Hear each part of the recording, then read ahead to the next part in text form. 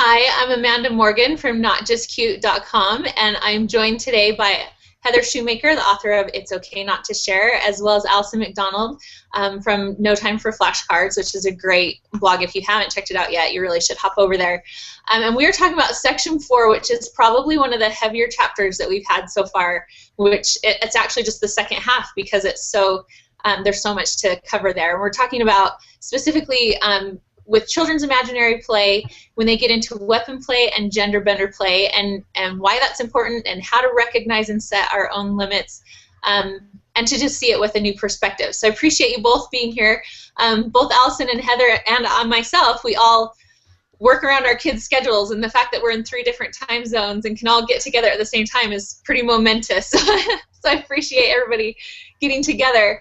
But I wanted to start, Allison and I are real life friends as well, and we've talked about, even before this came up, we've talked about how our opinions about weapon play has changed from before we had kids to after. I have 4 boys, she has a son, and they all are interested in, I know we've talked about our sons both being interested in World War II history, and that tends to come with some weapon play and different things. Do you want to talk, Allie, about kind of your perspectives before and after having kids? Well, before I had kids, I taught preschool and I taught day camps, and so I started working with kids early '90s, and then stayed home in 2006 when I had my son. And it was very easy for me to just say no weapons. I mean, I think that's still very much a child care and a early childhood education, just no weapons. And then when you see your own child who has not been raised in any sort of violence at all. I mean, my kids have never been spanked, ever. And you realize that this is something that's innate. This is something that they're playing with and they're trying on, and it's not what we see it as, which is exactly what Heather speaks about, that it's the lenses, the adult lenses that go on. And you watch it and you realize they're not hurting each other. But as a parent, you feel a lot more judged, I think, than you do as a teacher. As a teacher, you can say, these are my classroom rules, and the parents generally either agree with them or they'll bring it up to you privately. When you're at the park, you get those looks. It was very hard, and so it's been a big evolution. For me personally, because I'm a total pacifist. I grew up in Canada, and I married a boy from Texas who was in the Air Force. Actually, it's kind of also a pacifist. I mean, he's raised his voice maybe 10 times our whole marriage, including probably the last 6. We're in the last 6 months with my son doing crazy things. But so it's been a big evolution of trying to understand what it is that my son likes about it, and to try and look at it from his perspective. And when I was reading Heather's book, Heather, when I was reading your book, it was like, yes, thank you, okay. I've read all the early childhood papers that say, like, this is good, but I still have parental lenses of worry, specifically with all the violence that's in schools. I mean, none of us want to be the parent that is like, oh, my kid did that? Right. Whether it's a small level of, like, whacking someone at school, or if it's a big level of some serious, school violence. So you've got to look at your child, and you've got to look at what your home is like. And when I looked at all that, I realized that we wrestle. We allow Nerf guns. I made him buy his own one first. That was kind of okay, first we could talk about it in historical perspective. Then with World War II, because he's been obsessed with it since he was 4. Then we could use our fingers. Then finally I just gave up. He got all Nerf guns for Christmas this year. Like, all Nerf guns. But the thing is, he's never ever hurt a child. He's never been the aggressive child in any classroom ever. And basically. I mean, and he's never been that. And so when he's up in our tree, which I'm looking at out of our playroom window, and he's pretending to snipe people, he's pretending to snipe people. He's not really planning on hurting anyone. And so it took me a while to get there. And, I mean, we have to put limits on it, like Heather says, but we found our sweet spot now. But it's taken, about 7 years? I mean, yeah, So I'm kind of sad that I'll have no more boys that won't have to go through this evolution with me. But hopefully teaching, I'll be able to do that. Right. Give them that space. So, and I loved that about Heather's book. Sorry, what's that? I was just going to say, how was it for you? Oh, yeah, I loved that Heather, like you're not here. Heather, I loved that you talked about that evolution that families go through and that you went through and that other families go through, and also recognizing your own comfort levels and finding your own sweet spot, like Allie mentioned.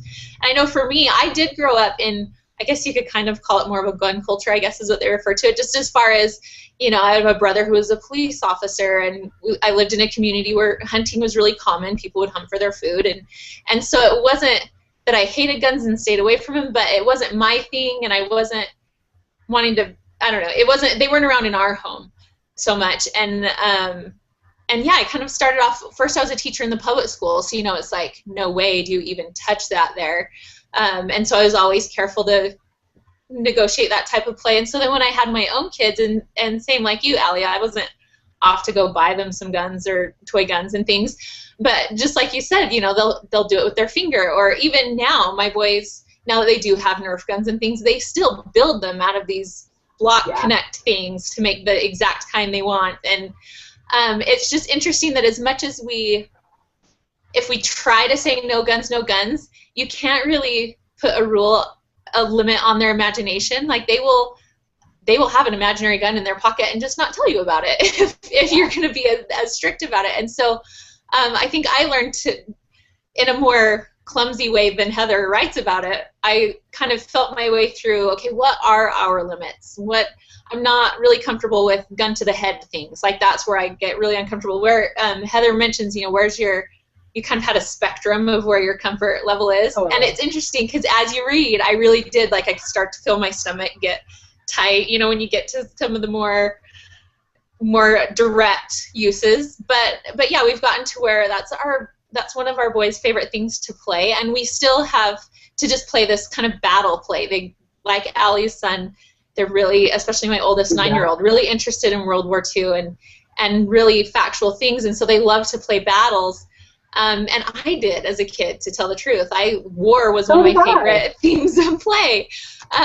And so we've gotten to where we allow that, but we also have open conversations about, you know, every now and then I'll bring it up about, you know, real guns and play guns and really hurting people and pretending to play a game and talking about those differences. And I think especially as they get older, they're more aware of some of those things and what's really out there in the world. And so I think they appreciate that. And they also understand the limits that we talk about, as far as, you know, we can't take that here because it makes some people uncomfortable, or we can't play that here because it makes some people uncomfortable. And I love, it just goes back to the basic rules, Heather, that you've talked about before, that, you know, we have to respect other people's comfort levels as well.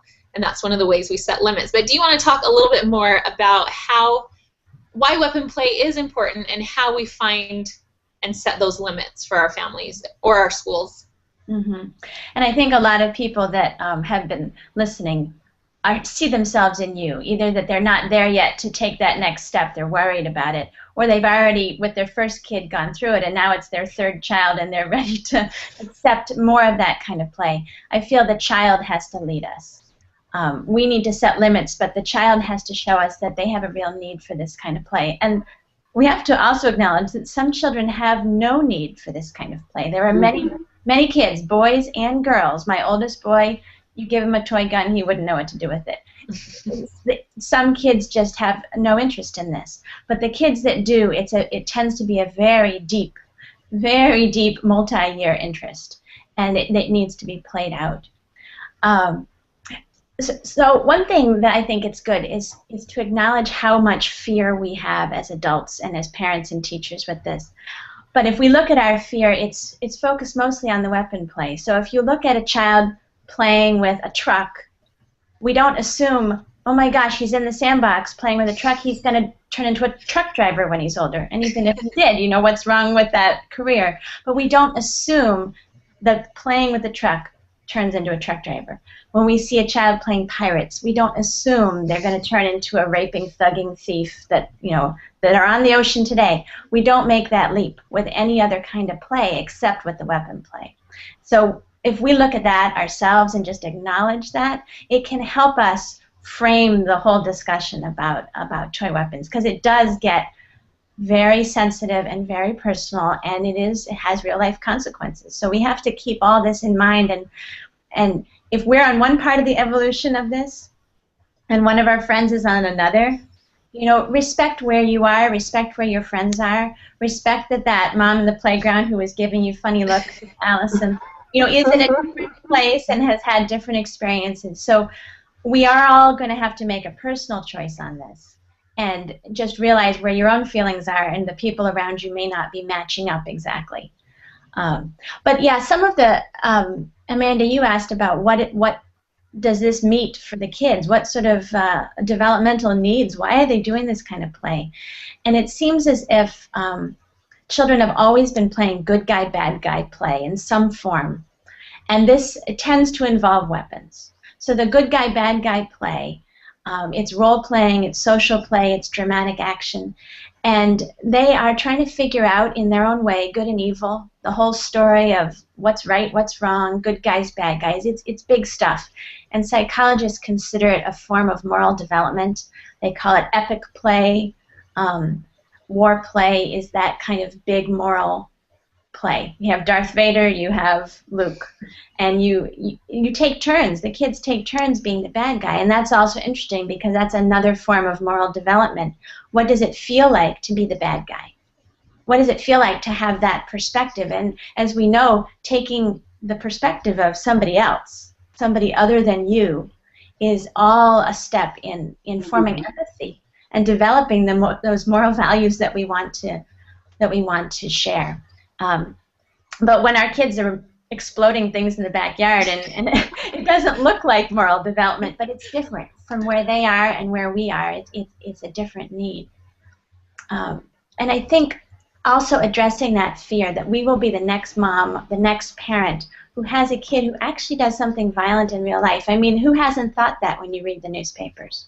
Yeah. But what we need to keep our eyes on is what we need to give our kids is acceptance of their emotions. We've covered this in some of the other discussions with the read-along. Acceptance of their emotions and understanding what's appropriate, what's appropriate expression of anger. Not hurting people, not hurting things, not using weapons. Those are not acceptable.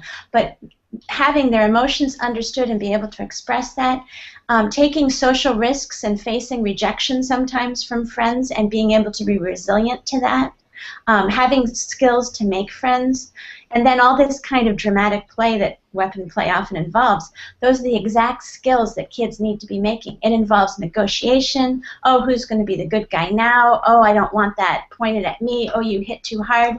All of that is good, healthy social play of the kids practicing how to resolve those conflicts and setting limits on each other. So this kind of play actually, although it looks violent, is the foundation for creating an empathetic child who's going to grow up and have better ways of dealing with their emotions than what we fear. And that seems to go, I mean, it seems to be counterintuitive, like you were saying, that we worry about these kids that play this way being more violent or aggressive, but it's actually doing the opposite in most cases because that play is building those skills. And I think we've mentioned before, it's interesting, Stu Brown, who studies play his whole life work, and what he found was some of these people who were murderers that were afraid, you know, that were so worried about our kids starting down that path, what he found in their play histories was actually no play or strict limits on play. And so, you know, again, like they had a lot of play deprivation in there. Right, exactly. And so, you know, like you said before, that giving them that play is what builds the skills and gives them that emotional outlet and emotional support, even though it seems counterintuitive for us.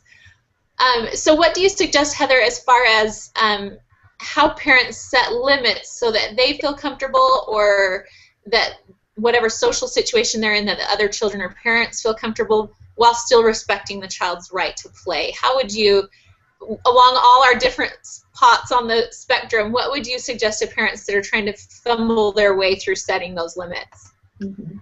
Well, I think that it may be different for everybody in the house, too. So if you have a family, it may be different what the comfort level is for one person versus another. So limits can be different for a person and for places. I think there's a spectrum I lay out in the book, and some of them, most kids would probably want to be on one end, which is any kind of toy is okay, any kind of game is okay, and you just can't hurt people and property. Then there's people will fall in different places. For some people, a toy sword is okay because it seems more removed from reality. It's more romantic back in knights and armor and things, and we don't have that walking around the streets anymore, so it seems safer. So some people will say swords are okay, but toy guns aren't. Some people will say, well, you can play those games, but not with toys that are purchased. You can only make them out of your fingers or a stick or something. And some people, that still meets the need for play, but it doesn't. It makes them feel more comfortable. Other people will say, you can have swords, but they can't actually touch bodies, or they can't touch other swords. Or other people, anything's okay, but no shooting bodies or no shooting in the head. You said it's okay to shoot someone in the foot. And so you can have a household rule, but you can also have a specific rule. For example, I don't mind if my kids shoot any part of me as long as they ask first. So they have to say, do you want to be shot? And some days I'm not in the mood, and I'll say, no, not right now. But it's the same sort of thing. Do you want to play checkers? No, not right now. It's just the same sort of thing. So I may have a different limit. Some people just don't want to be shot in the head, and that's the way they're always going to be. Or maybe the little baby is too scared every time something's pointed at them. So it doesn't have to be a household rule. It can be an individual rule within the family. And yes, kids can understand that different locations have different rules. So when we walk onto school grounds, we put all the toy weapons away, and we say, they don't understand that they're toys. They're worried somebody will get hurt in real life. And that's always been my fear whenever you hear about, kids that get suspended for Lego guns or, little things. And so that's one thing I keep bringing up for my boys, to the point that now they ask when they have any toy that, if my younger son's coming for pickup, then he's like, can I bring this with me? Because that, like you said, it's a boundary that we have to respect and say, here it makes them really nervous, so we need to leave them home. And you're right, they understand those different places that they have different boundaries. Have you struggled with that also, Allie, where that's an interest? Absolutely. One of the biggest meltdowns my son ever had was when I told him at the park he couldn't play guns because it was making people feel uncomfortable. And it wasn't the kids that it was making them feel uncomfortable, it was the adults. But when you're in a community, you have to respect other people. And so he sat in the car with me for like 40 minutes, like negotiating. He was 4, trying to explain to me, but it's not, I know, but here, when we get home, you can shoot me. I remember saying that, the things that you never expect to say as a parent. When you get home, you can shoot me and I'll play dead. But as he got older, because I was firm with where things were appropriate, he was able to understand that, absolutely.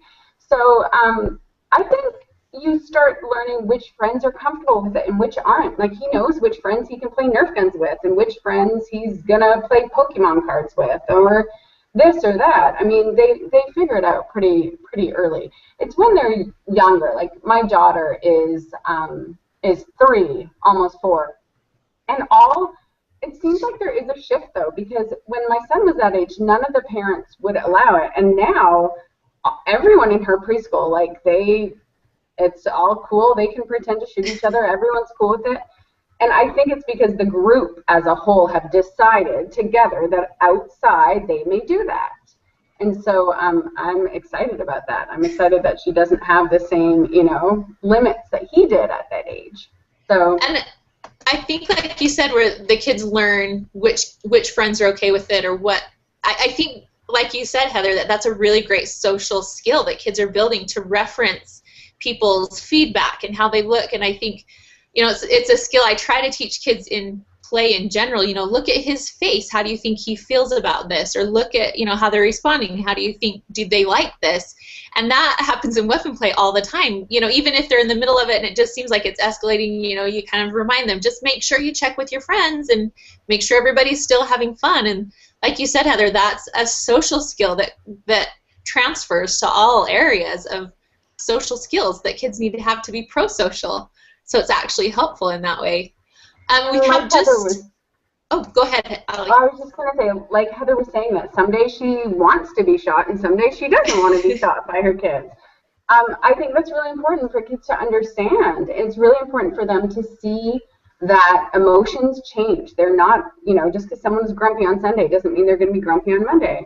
And and there is that fluidity in social situations. And so, my daughter has learned how to stand up for herself by saying that too. Like, Baba, I don't want to play battle race today. Baba, I do want it. Let's play. You can be rough today. Or I'm going to be rough with you. She's starting to learn that. So I think it's really important. Watching them read each other has been fascinating. And we wouldn't have done that if we didn't allow the rough play. And when you get kids from different families or at the park or just different kids mixing in together, there will be kids watching who may be nervous about watching some other kids playing weapon play. And I think it's a great opportunity to stop their game and say, hey, Sarah's worried you're really hurting each other. Are you fighting for real? And then have the kids who are playing weapon play stop and answer themselves, no, we're having a game, this is fun. So that the child who's worried can understand that this is a game. And you can. I love that. Do you see their faces? Do you see how they're smiling and giggling? And also for adults, it helps too. If we can see they're having fun, and if somebody trips and skins their knee, that's when the game stops and people come over. Oh, are you okay? That's when you see that they realize it's fantasy. In some way, this type of play, I think, makes them hypersensitive in a good way. I mean, it makes them more sensitive to how other people are feeling than probably any other type of play, because being able to continue this line of play is dependent upon you reading each other, how they're feeling, how are you doing, are you still okay with this? And so in some ways it's really a heightened level of practice for the kids. I think it's just the things that you've written, Heather, really changed my perspective even more so on recognizing what's really going on in a play therapy sense or in a child development sense. I just think you did a great job of explaining it. And we only have a little bit of time, so I feel a little guilty even jumping into this topic, but this section also covers what you call gender bender play, which I think is another thing I mentioned to you both earlier. It kind of hit a chord for me because I think the day before I read that section, we had a mover company and inventorying our things in our house that we're going to move soon, and we have a play kitchen, which is blue and red, for that matter, if it even matters. And my husband and I were discussing whether or not we want to take it with us or leave it at Grandma's house because our kids are kind of growing out of it. We really have one son left that's that age that would play with it. And as we're talking about it, the mover was kind of incredulous. Like, why would you take a play kitchen? You guys have all boys. And to me, some of what you write about is more what I would feel in my zone is more gender bender play. But some of these things I find, like you mentioned, there's kind of a code for boys that's different, a different standard than for girls. And some of what's considered gender bender play in society, I feel like, is boys imitating their dads. I mean, my husband's in the kitchen or my husband's holding babies, and so why is kitchen play or doll play an issue for some people? But do you mind talking just a little bit about what you wrote on that topic of letting kids explore different roles and how those roles hold different genders sometimes, but that it's still healthy development for them? Well, especially in the preschool years, kids are really exploring through their play, but they're exploring who they are and their identity, and if they're a boy or a girl, are they going to grow up to be a man or a woman? They're thinking through all these things and discovering it. It's pretty exciting.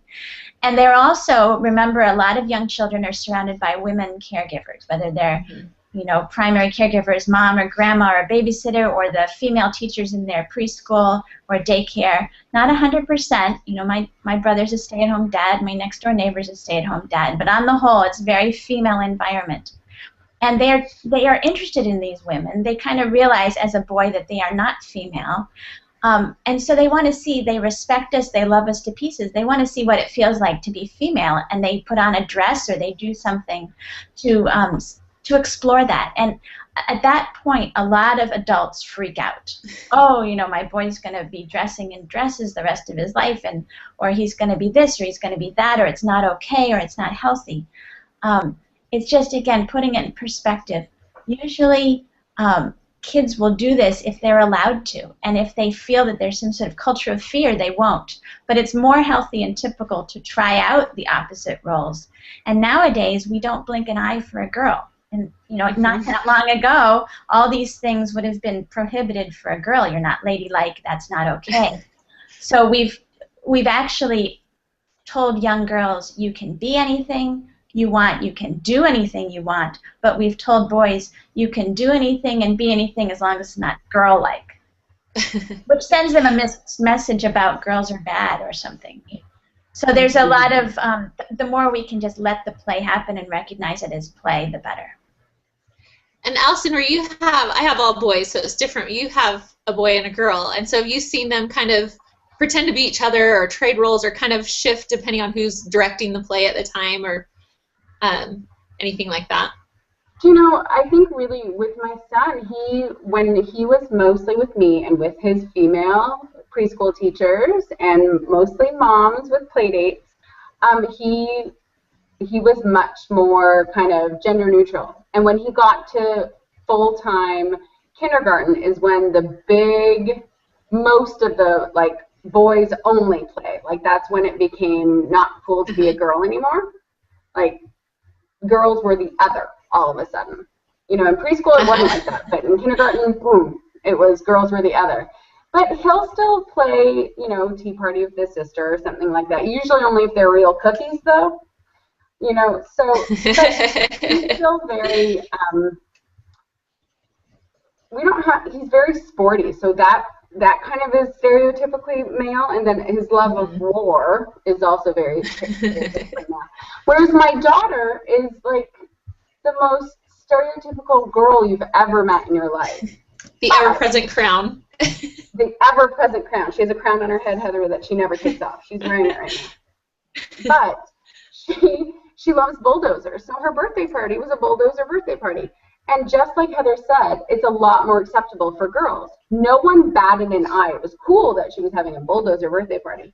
But if my son had had a princess birthday party, I would say that it would be cool for a good portion of my friends. But there would be some who would have said to my face, oh, okay, but probably wondered later why my 3-year-old boy was having a princess birthday party. So it's not even, definitely not. And like Heather was saying, they're trying on roles, and correct me if I'm wrong, but children don't see gender as static until a certain age. They don't realize that all boys grow up to be men right away. And so they're exploring, like, if I do this, will I still be a boy? You know, it's not, they don't view it the way we view it, which is you get what you get, sort of, you know. So they explore, and it's who they want to be with and who they, you know, relate to mostly. So and that's part of why I love these two topics being together. Like, they seem so different at first, but to me they really dovetailed really nicely, the weapon play and the gender bender play, because they're both about what play really is, which is exploring and trying things on, and that we as adults need to see it with the right lenses. I know sometimes I'm trying to remember if it was my own kids or kids that I was teaching, that one of the boys constantly was putting on a dress and eventually realized it's because it was his favorite color or because they liked the sparkly. They didn't even associate it with the gender. It was just the color or the texture that they were going for. And that they're just exploring and trying on different things. And it's play, and seeing play for play, and taking it for what it is and letting them have that in their lives, that play. Did you want to add more about that, Heather? Well, I think especially when we're talking about what's okay and what we accept for boys and girls with play, a lot of it has to do with emotional acceptance too. So for a boy, it's okay, you're sad, it's okay, you're crying. It's not just the dressing up in the clothes or the type of play ideas that they're choosing, but the different standards that we'd set for a 3-year-old boy versus a 3-year-old girl with emotions. Or in older ages too, but I think it starts around 3, is that suddenly boys are expected not to, be manly, don't cry. And I see that a lot still, although it's gotten a lot better. So we need to allow those feelings and allow the play ideas. Thank you, Heather. I think this section we could talk for hours and hours. We're going to have to cut it short because, like I said, we all three have children that we have to make sure we're in the right places at the right times, and this is our little niche that we've carved out of the day. But check out Heather's book, It's Okay Not to Share. The whole thing is so great, but this section, to me, I would just read it over and over, and I wish I could send it to all kinds of people to check that out. You can, if you're following the read along, you can stick with us for the next section. If you're just jumping in, you're welcome to go back on the homepage and check out what we've read and talked about in the past, and please join us for the next one as well. But I again want to thank Allison McDonald from No Time for Flashcards, and also Heather Shumaker for joining me today on such a busy mom schedule day. So thank you both for joining in, and thank you to all of you that are watching from home, and keep sending your questions about the sections in at notjustcute.com, and we'll catch you next time. Thank you.